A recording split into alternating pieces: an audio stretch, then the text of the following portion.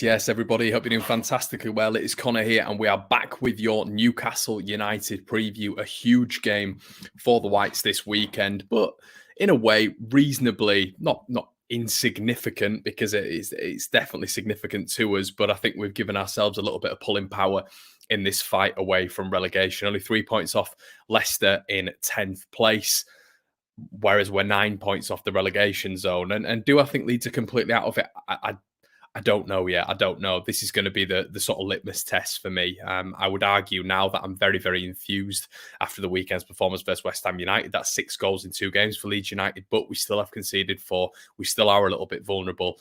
And after Marcelo Bielsa's press conference earlier on today, we still don't have our key man back. Before we start the video, if you wouldn't mind liking the video, that would be much appreciated. Comment down below, as I ask you to do every time, and check out the rumour mill, which was earlier on today. 2 videos in a day. You've got to give us at least a like for that one. But listen, big game this weekend, isn't it? Huge game. Not a rivalry, but they're reasonably close to us, aren't they? Newcastle, very similar clubs in my opinion, in terms of stature, in terms of fan bases, extremely loyal, been there through thick and thin.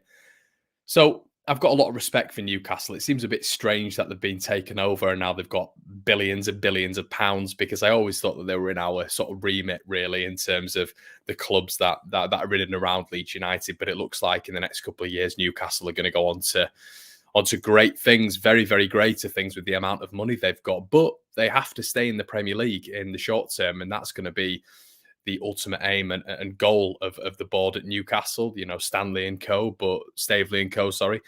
But it's also got to be the aim and goal, subsequently, of Eddie Howe. So a lot of pressure for me on Newcastle in this game, a lot of pressure, because they have to win, really. They need to start racking up points, or they need to, picking up wins, all this sort of stuff.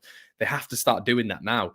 A transfer target that they've been working on for around about 2 or 3 weeks, from what I've been told, Diego Carlos. It looks like they're unsure whether or not that's happening. Apparently Sevilla are digging the heels in, so it doesn't look like that's going to be a deal that's done by the weekend. Newcastle were looking at potentially 2 or 3 deals to be done for the Leeds game. Obviously, they had Chris Wood done last week for the Watford game, which was a massive boost for them. The eventuality of it was that they drew the game 1-1, much like they drew the Norwich game 1-1. Under Eddie Howe, and obviously they've lost to Cambridge as well at home with a very, very strong side. 1 win in 9 for the new Newcastle boss, and there's definitely questions to be asked, especially with a certain Rafael Benitez now on the market, and I know he's very loved by lots and lots of Newcastle fans. I think that would be a massive sort of veer away from the project that I've started with Eddie Howe. It's all speculation at the minute. Obviously, I don't for 1 minute expect Eddie Howe to lose his job, but it's interesting now that Benitez has been sacked and sort of Eddie Howe's not been able to pick up that many wins in his first sort of 9 to 10 games, how those links have now become stronger, if you will. But yeah, I don't think that'll happen. But Howe is definitely under pressure. He has to come into this game and win for me. I think I saw a stat earlier on. I'm not sure he's ever beaten Leeds United at Ellen Road. I'll have to chase that up. But it's a fascinating game for him, because this is going to be a big month for Eddie Howe. I think they've got Everton coming up. Obviously, they've got Leeds. They've got Leeds in the next weekend. So it's a big month. So he has to start picking up some points. Now, the Ellen Road game earlier on was massively frustrating from a Leeds United fan's perspective, and I have looked around sometimes this season and thought to myself, if we were able to get that win, where would we be right now? I know it would only be an extra 2 points, but, I feel like it would have calmed a lot of nerves. Leeds fans at this moment in time will be sitting on 2 points extra to what we're on now. And I feel like it would have added another body to the list in terms of clubs in and around us who Leeds United have beaten. Leeds failed to win that day. A shocking refereeing performance where Dan James was evidently fouled. No Leeds player appealed, which I believe we've learnt now we have to do in the Premier League. If you don't appeal, you don't get anything. because there's no sort of decorum in that aspect in the Premier League. So Dan James was taken out in the box. It should have been a penalty. He was too quick for the defender. That wasn't given. Leeds had 3 or 4 massive chances in the first half. Story of our season, weren't able to finish them. And we let Newcastle in the game. We let Newcastle in the game in a toxic environment where the fans were there to give it to Steve Bruce. We let them build up momentum. They were completely against him in the first half, and they were against him throughout the entire game. But we enabled Newcastle to get back into it. The second half, it turned into the Alan Saint-Maximin show. And this is what we've got to prevent. We've got to prevent it turning into a game of 2 halves. It's got to be a consistent spell for Leeds United where we grind them down, we outplay them with our football, and we beat them. We beat them. And I think this game's potentially could go one or two ways. I think it's going to be very tight, but I think it could end up a draw. But I also think it could be a Leeds thumping. I really do. And that's not to discredit Newcastle, but I think Leeds on the day are miles better than Newcastle on their day. So Wilson's going to be out for this one as well, which obviously subsequently means Chris Wood comes in, the new signing, who, he's got a ridiculous amount of goals for Leeds, 1 in 3 for Burnley as well. I don't think it's a bad signing. I'm still not convinced it's the wonderful signing. I still think the more mobile, potent striker is Callum Wilson, but to have a Chris Wood on the bench is good depth. Kieran Trippier, I think, is a very good signing, and I think he's going to give Jack Harrison a real game on that sort of right back to left wing battle in the game. And obviously, he didn't really have that last time, Jack Harrison. I believe he went up against Emil Kraft. I can't remember, but it wasn't anybody of Kieran Trippier's level. And you saw in that game at Ellen Road, when he was up against Emil Kraft, Jack Harrison was wonderful in that game and had one of his best games in a Leeds United shirt. He then, obviously, last weekend also had probably his best ever game in a Leeds United shirt. So I'm looking at Jack Harrison to really, really carry on. He's a confidence player. That's what I've criticised Jack with before. I think with him being a senior player in this dressing room now, he can't just be a confidence player. He needs to take the bull by the horn, if you will, and be a leader on this pitch. And I've criticised that with Jack, but it's good to see after the Burnley game, getting his goal, his hat-trick last weekend, that he's coming into a little bit of form. So I think Alan Saint-Maximin for Newcastle is obviously going to be the major threat. I think they have got other threats in and around there. Eddie Howe in the 4-3-3 has managed to get Joe Linton playing, which has been an impossible task for Rafael Benitez, who used to play him either in a lone striker role or a front two. So he's managed to pick a role for him there. But I've watched Newcastle in this 4-3-3, and I've not seen that much improvement from, I believe it was Steve Bruce's 4-2-3-1 formation. He's clearly brought a different energy to Newcastle. The fans are all believing in him. There's been subtle changes. There definitely has been. And Joe Linton's been a definite example of that in terms of improvements.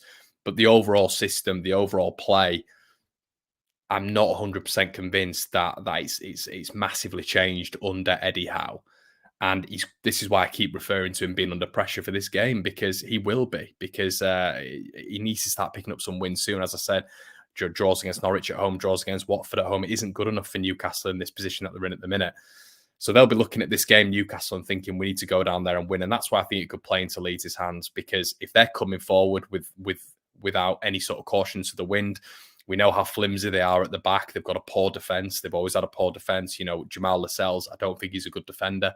I don't know whether or not Kieran Clark's going to be playing. Fabian Schär, he's pretty average. Federico Fernandez is probably the best of the bunch. But if they're streaming forward and they've just got a back four, which obviously includes Trippier and Paul Dummett on the other side, including 2 of those 4, I think they're going to be exposed. I think they're going to be really exposed. And I think the press that we saw last weekend that West Ham couldn't deal with because of their sort of immobile defenders could definitely be transitioned into this game, because you look at immobile, static defenders, and you look at Newcastle, and it's very, very similar to West Ham's back line last weekend, and that's where we really hurt them. Dan James with his press, Jack Harrison with his endeavour, and Raphinha with his skill. Now, Raphinha looks like he's going to be up against Paul Dummett as well. If Paul Dummett is playing left back, that is where we can 100% get joy. Dummett's just come back from a long-term injury. Listen, he's got fight, he's got grit, he's got determination, he's got passion. But when you're coming up against a world-class winger like Raphinha, all that goes out of the window. So Dan James up front, I would expect for this game. But great news from the press conference today from Marcelo Bielsa.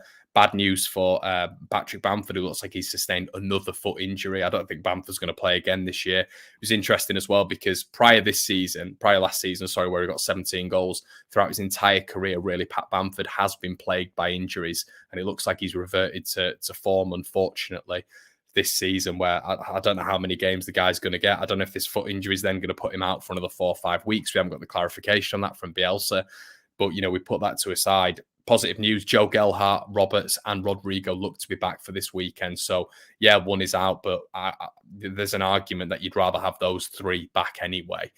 So Gelhardt's a massive boost, as we know. I can't imagine Newcastle are going to want to come up against that. Joe Gelhardt dropping deep and running at defensive. We've seen it against West Ham. We've seen it against Wolves. We've seen it against Tottenham as well. We've seen it against some of the better defenses in this division, and he's caused problems. Against Newcastle, this guy can cause serious damage. What I'm hoping is Bielsa now doesn't put him in a striking department behind Rodrigo and behind Roberts, because that's not fair. He should be at the top of the pecking order in terms of strikers. For me, he should be starting this game. If he's not starting this game, believe it or not, because of how slow their defence is, Newcastle, and how aging it is, I wouldn't be adverse to putting Dan James in that striking role. I don't think Leeds are going to be playing the ball up in the air and having a physical battle with Newcastle. I think it's going to be on the floor. I think it's going to be quick. I think it's going to be emphatic. It's going to be dynamic. So with that regard, I would probably like Dan James to start up front if Gelhardt isn't, because I think he supplies more of the press than Roberts or Rodrigo. But great positives from Bielsa's press conference in terms of those 3. That means we've got bodies back in. Yes, it's a youngster, but Joe Gelhardt, he's got more minutes per goal for his age than any other player in Europe. So this guy's a serious prodigy and someone who could hurt this poor Newcastle defence. In terms of the midfield, it looks like Forshaw's going to be out. Firpo's also going to be out. So, when you align that with the bodies out and the bodies coming back in, it's sort of quite equal. I'd say maybe it hangs more in the balance of a negative in terms of Adam Forshaw and Firpo, because obviously Firpo gives us that balance. But I would look to start Leo Kjelder in this one on that left-hand side. He's a natural left footer. A lot of people might be talking about, oh yeah, but he's a centre-back. Granted, he is. But the positives with him is he's got a real nice balance. I thought he linked up really, really well with Jack Harrison. You saw Jack Harrison getting a hat-trick last weekend. You've got to also give a lot of credit there to Leo Kjelder, enabling Jack Harrison to get forward, linking up with Jack Harrison and taking a lot of the defensive burden off Jack Harrison, releasing the shackle, if you will. So, yeah, I'd like to start Leo Kjelder there. I do not want to see Pascal Struijk starting left back. It's not because I don't rate him there, but Pascal Struijk was unbelievable at centre back against West Ham, and he's a centre back. He's our best centre back, so he stays centre back for me. Diego Llorente, obviously, is going to be playing in the centre back role, which is a big boost for Leeds. Luke Ayling on the right, that's a strong defence for me. Strong defence. Robin Koch just in front of him. Then you've got Dallas and Click in the midfield. I would then have Raphinha, Gelhardt and Harrison, bar Gelhardt, Dan James. So that would be my starting 11 for this, but I'm confident. I'm more than confident for this game. I think we should be winning this game. We should be winning this game. And I said that at St. James's Park when we drew 1-1. So that gives me a little bit of the jitters. But, I think Newcastle are also a very different team with Callum Wilson. I think a lot of people talk about Alan Saint-Maximin, granted, but I think Callum Wilson is a very decent striker at this level. I think he's better than Chris Wood, and I'm still not sure Newcastle understand their style of play with Chris Wood in this side, because Alan Saint-Maximin just gets the ball and dribbles, so he's not going to be, the ball's not going to be played into the box from Alan Saint-Maximin a lot. He just wants to get the ball, dribble, run, shoot. That's all he wants to do. And I'm still not convinced, aside from Kieran Trippier in this side, that they will be able to aid Chris Wood. And I think with the height of our centre-backs involved in this game, I think we could scupper Chris Wood out pretty nicely. So then you take that away and it does come down to really Alan Saint-Maximin. But in terms of the midfield battle, that's going to be intriguing. Obviously, John Joe Shelvey in there as well. Been at Newcastle a while now, and probably Sean Longstaff. But I think Leeds can win that. I think Leeds' energy is going to win them this game. I think they're going to grind Newcastle down. Newcastle still aren't in good form. They've never been in good form under the new ownership, and just generally this season, they've only got one win. It wouldn't be acceptable for Leeds United to lose this game. Draw this game, I wouldn't be wholeheartedly upset. But at the end of the day, we've all said from moment one that this is a team in and around us at home, we should be winning this game. Let me know what you think in the comment section below, guys. Hope you've enjoyed. Make sure you check out the Rumour Mill that was out earlier on today, and I will be back tomorrow for another episode of the Rumour Mill. Let me know what you think in the comment section below, and I'll see you in a bit. Cheers.